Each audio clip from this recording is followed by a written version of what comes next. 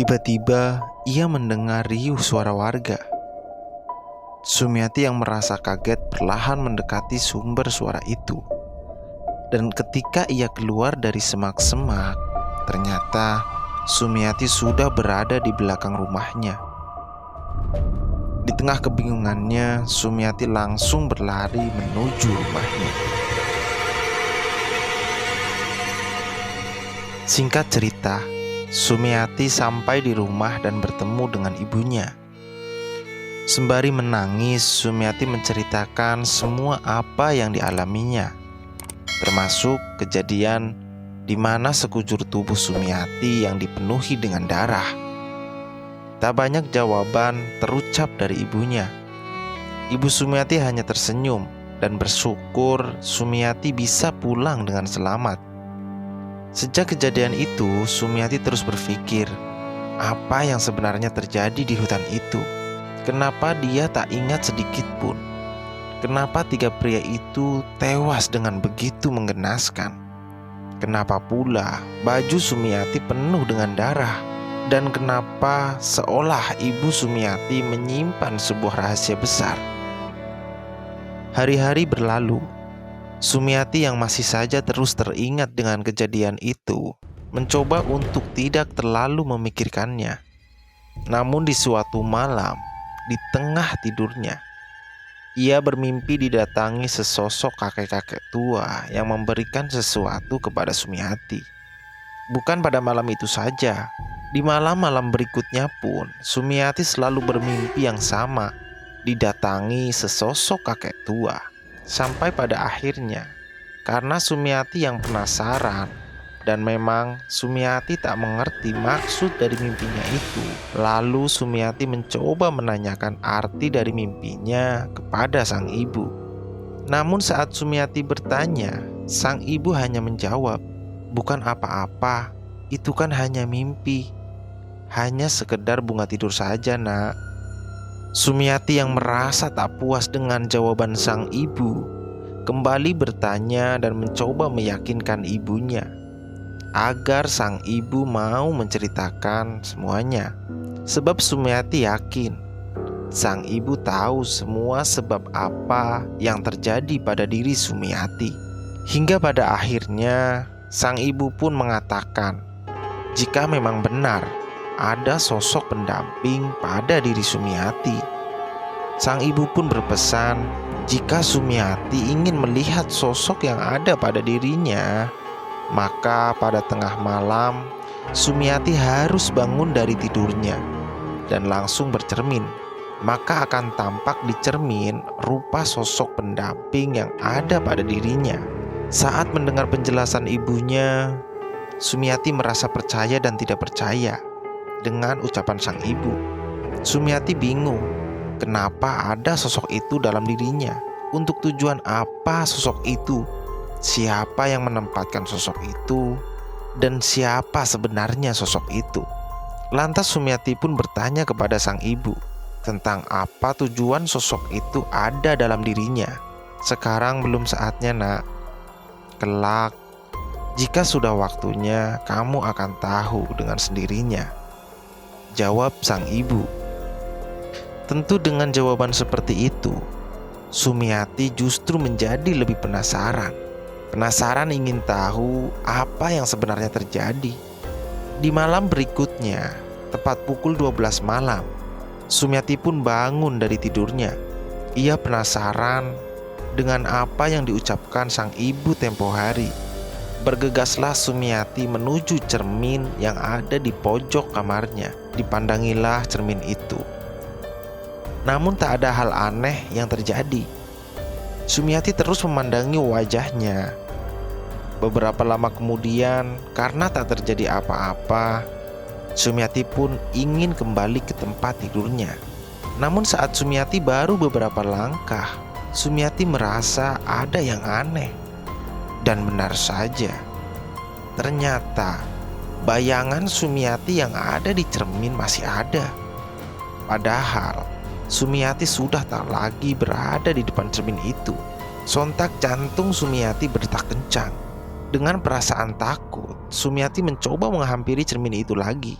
ia mencoba menyentuh cermin dan memperhatikan bayangan dirinya. Namun bayangan yang ada di cermin itu tak mengikuti gerakan Sumiati, seolah ada dua Sumiati yang ada di tempat yang sama. Dengan perasaan yang bingung dan takut, Sumiati terus saja memandangi sosok di cermin yang sama sepertinya. Tiba-tiba, perlahan sosok itu pun berubah menjadi wanita yang menyeramkan. Dan anehnya, pergerakan Sumiati diikuti oleh sosok wanita seram itu. Seolah-olah memang sosok itu adalah bayangan dari Sumiati. Sumiati pun kaget bukan main.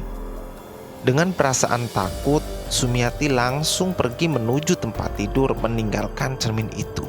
Sembari kebingungan, kini Sumiati pun percaya bahwa memang ada sosok pendamping pada dirinya. Keesokan harinya, seperti biasa, Sumiati pergi menjual gorengan. Ketika ia hendak pulang, Sumiati mendengar ada yang meminta tolong. Bergegaslah Sumiati mencari sumber suara itu. Dan suara itu ternyata berasal dari suara seorang gadis yang sedang ditarik paksa oleh 4 orang pria. Sumiati langsung bersembunyi di semak-semak, memperhatikan sembari mencari tahu apa yang sebenarnya sedang terjadi. Dan tiba-tiba datanglah seorang laki-laki dan langsung menampar gadis itu. Sumiati yang merasa kasihan pun sontak keluar dari semak-semak dan berteriak meminta tolong. Para kawanan pria itu pun menoleh ke arah Sumiati. "Diam kamu," ucap laki-laki yang menampar si gadis.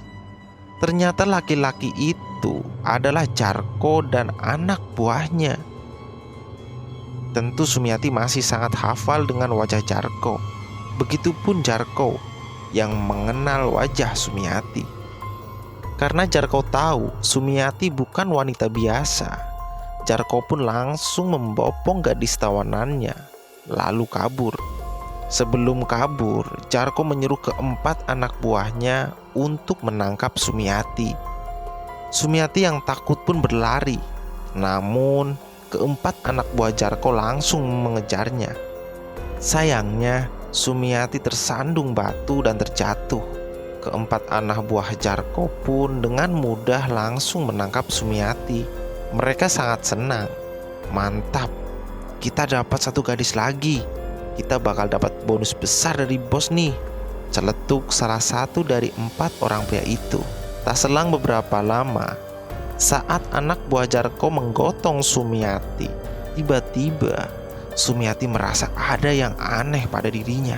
Sumiati merasa perlahan-lahan tubuhnya berubah menjadi sosok wanita yang ia lihat di cermin.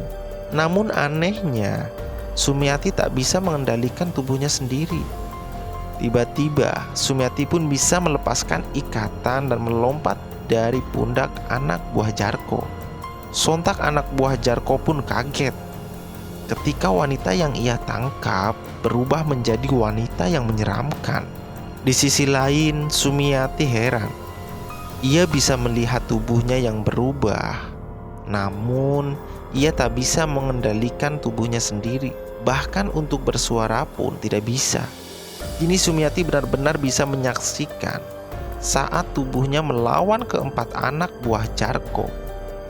Dengan begitu mudahnya, Sumiati bisa membunuh ke-4 anak buah Jarko dalam sekejap.